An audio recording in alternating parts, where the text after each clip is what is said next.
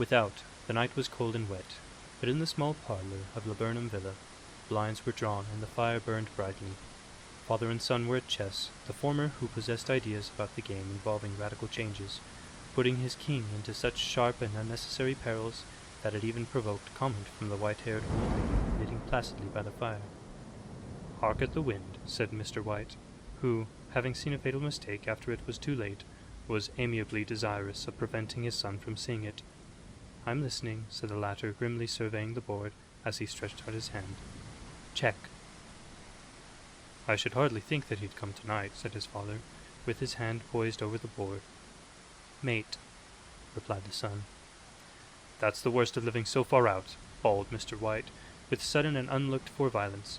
"Of all the beastly, slushy, out-of-the-way places to live in, this is the worst. Pathway's a bog, and the road's a torrent. I don't know what people are thinking about.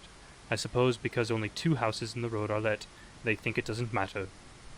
"Never mind, dear," said his wife soothingly. "Perhaps you'll win the next one."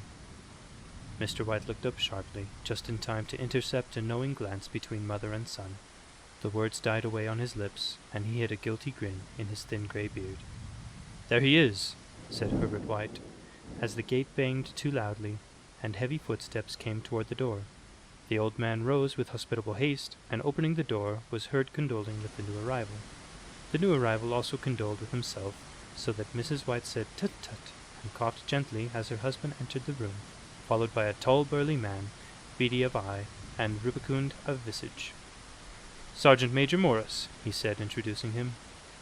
The sergeant major shook hands, and taking the preferred seat by the fire, watched contentedly while his host got out whiskey in tumblers, and stood a small copper kettle on the fire. At the third glass his eyes got brighter, and he began to talk, the little family circle regarding with eager interest this visitor from distant parts. As he squared his broad shoulders in the chair, and spoke of wild scenes and doughty deeds, of wars and plagues and strange people. 21 years of it," said Mr. White, nodding at his wife and son. "When he went away, he was a slip of a youth, in the warehouse. Now look at him." "He don't look to have taken much harm," said Mrs. White politely. "I'd like to go to India myself," said the old man. "Just to look round a bit, you know." "Better where you are," said the sergeant major, shaking his head. He put down the empty glass, and sighing softly shook it again. "I should like to see those old temples, and fakirs and jugglers," said the old man. "What was that you started telling me the other day, about a monkey's paw or something, Morris?" "Nothing," said the soldier hastily. "Leastways, nothing worth hearing." "Monkey's paw?" said Mrs. White curiously. "Well, it's just a bit of what you might call magic, perhaps," said the sergeant major offhandedly. His 3 listeners leaned forward eagerly. The visitor absent-mindedly put his empty glass to his lips, and then set it down again. His host filled it for him. "To look at," said the sergeant major, fumbling in his pocket, "it's just an ordinary little paw, dried to a mummy." He took something out of his pocket and proffered it. Mrs. White drew back with a grimace, but her son, taking it, examined it curiously. "And what is there special about it?" inquired Mr. White, as he took it from his son, and, having examined it, placed it upon the table. "It had a spell put on it by an old fakir," said the sergeant major. "A very holy man. He wanted to show that fate ruled people's lives, and that those who interfered with it did so to their sorrow. He put a spell on it so that 3 separate men could each have 3 wishes from it."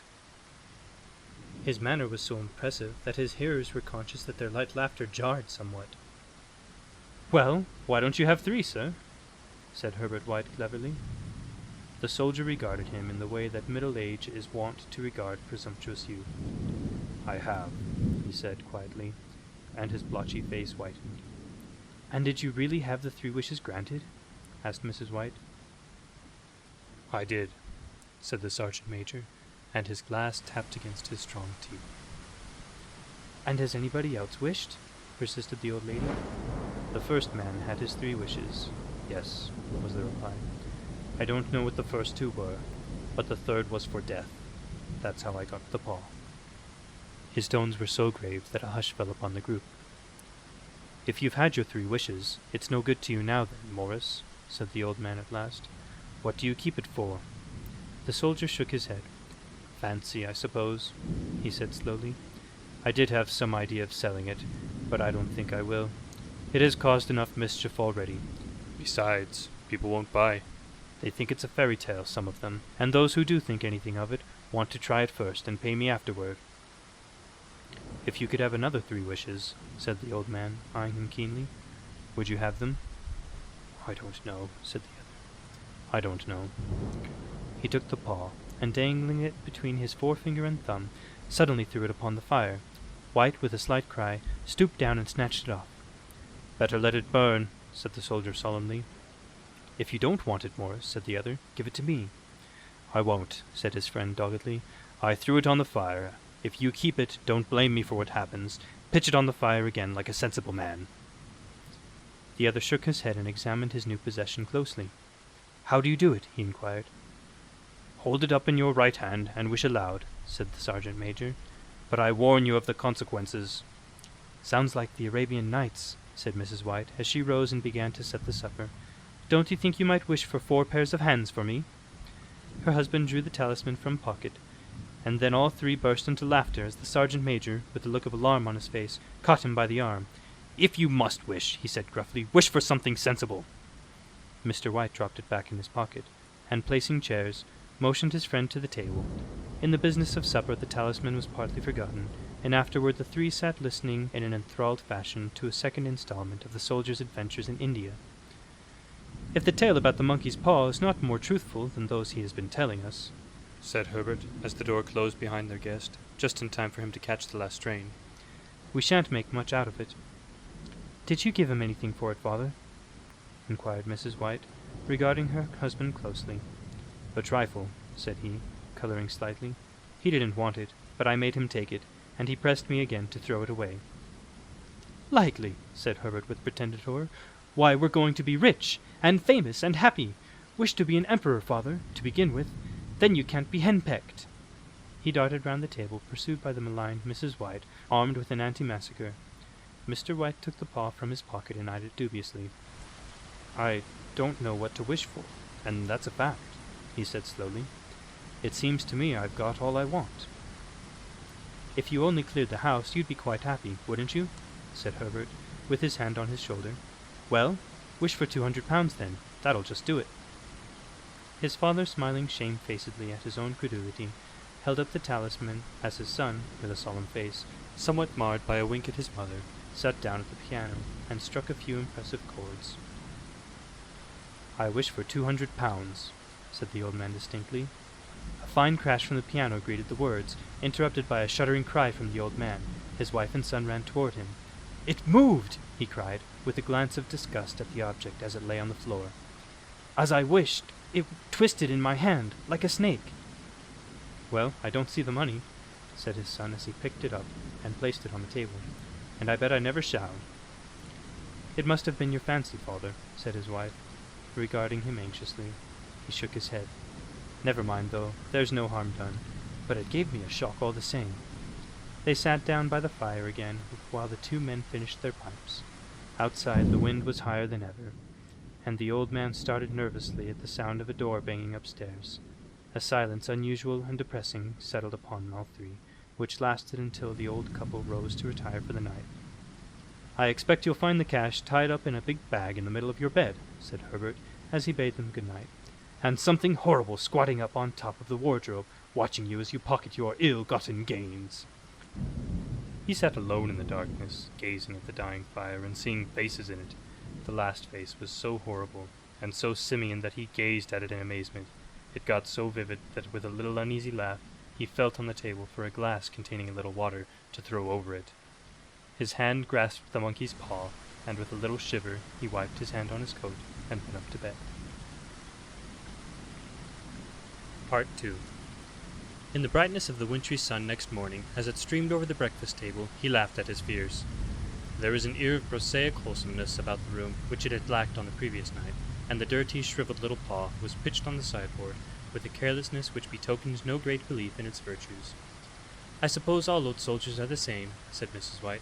The idea of our listening to such nonsense! How could wishes be granted in these days? And if they could, how could 200 pounds hurt you, father? Might drop on his head from the sky, said the frivolous Herbert. Morris said the things happened so naturally, said his father, that you might, if you so wished, attribute it to coincidence. Well, don't break into the money before I come back, said Herbert, as he rose from the table.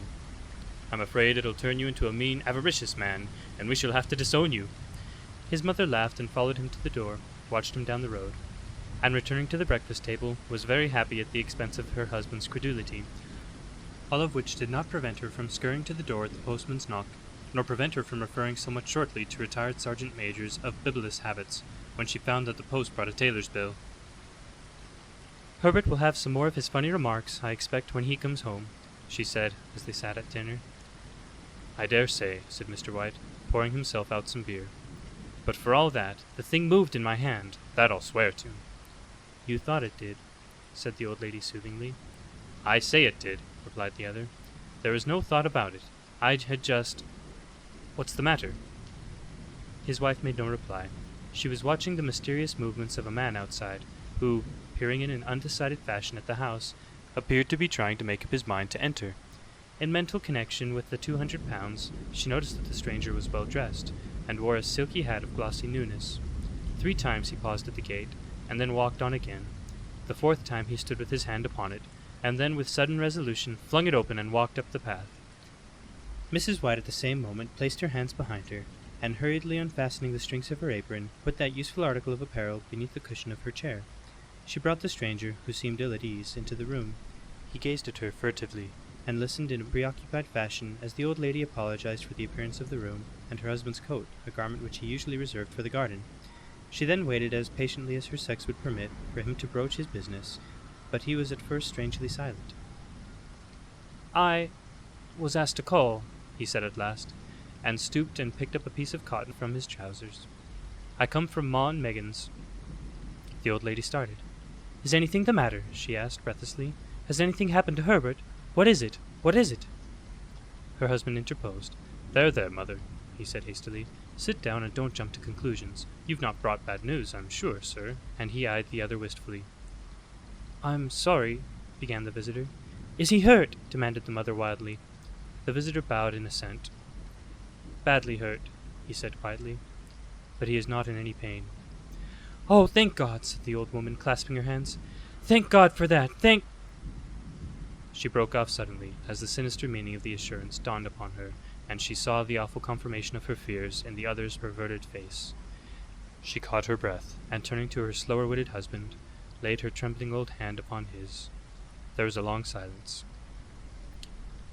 He was caught in the machinery, said the visitor at length, in a low voice. Caught in the machinery, repeated Mr. White in a dazed fashion. Yes. He sat staring blankly out at the window, and taking his wife's hand between his own, pressed it, as he had been wont to do in their old courting days nearly 40 years before. He was the only one left to us, he said, turning gently to the visitor. It is hard. The other coughed, and rising, walked slowly to the window. The firm wished me to convey their sincere sympathy with you in your great loss, he said, without looking round. I beg that you will understand I am only their servant and merely obeying orders. There was no reply. The woman's old face was white, her eyes staring, and her breath inaudible. On the husband's face was a look such as his friend the sergeant might have carried into his first action. I was to say that Ma and Megan's disclaim all responsibility, continued the other. They admit no liability at all, but in consideration of your son's services, they wish to present you with a certain sum as compensation. Mr. White dropped his wife's hand, and rising to his feet, gazed with a look of horror at his visitor. His dry lips shaped the words. How much? 200 pounds, was the answer. Unconscious of his wife's shriek, the old man smiled faintly, put out his hands like a sightless man, and dropped, a senseless heap, to the floor. Part 3. In the huge new cemetery, some 2 miles distant, the old people buried their dead, and came back to a house steeped in shadow and silence. It was all over so quickly that at first they could hardly realize it, and remained in a state of expectation, as though of something else to happen, something else, which was to lighten this load, too heavy for old hearts to bear. But the days passed, and expectation gave place to resignation, the hopeless resignation of the old, sometimes miscalled apathy. Sometimes they hardly exchanged a word, for now they had nothing to talk about, and their days were long to weariness. It was about a week after that the old man, waking suddenly in the night, stretched out his hand and found himself alone. The room was in darkness, and the sound of subdued weeping came from the window. He raised himself in bed and listened. "Come back," he said tenderly. "You will be cold." "It is colder for my son," said the old woman, and wept afresh. The sound of her sobs died away on his ears. The bed was warm, and his eyes heavy with sleep. He dozed fitfully, and then slept until a sudden wild cry from his wife awoke him with a start. "The paw!" she cried wildly. "The monkey's paw!" He started up in alarm. "Where? Where is it? What's the matter?" She came stumbling across the room toward him. "I want it," she said quietly. "You've not destroyed it." "It's in the parlor, on the bracket," he replied, marveling. "Why?" She cried and laughed together, and bending over, kissed his cheek. "I only just thought of it," she said hysterically. "Why didn't I think of it before? Why didn't you think of it?" "Think of what?" he questioned. "The other 2 wishes," she replied rapidly. "We've only had one." "Was not that enough?" he demanded fiercely. "No," she cried triumphantly. "We'll have one more. Go down and get it, and wish our boy alive again." The man sat up in bed and flung the bedclothes from his quaking limbs. "Good God, you are mad," he cried aghast. "Get it," she panted. "Get it quickly and wish. Oh, my boy, my boy." Her husband struck a match and lit the candle. "Get back to bed," he said unsteadily. "You don't know what you are saying." "We had the first wish granted," said the old woman feverishly. "Why not the second?" "A coincidence," stammered the old man. "Go and get it and wish!" cried his wife, quivering with excitement. The old man turned and regarded her, and his voice shook. "He has been dead 10 days, and besides I would not tell you else, but I could only recognize him by his clothing.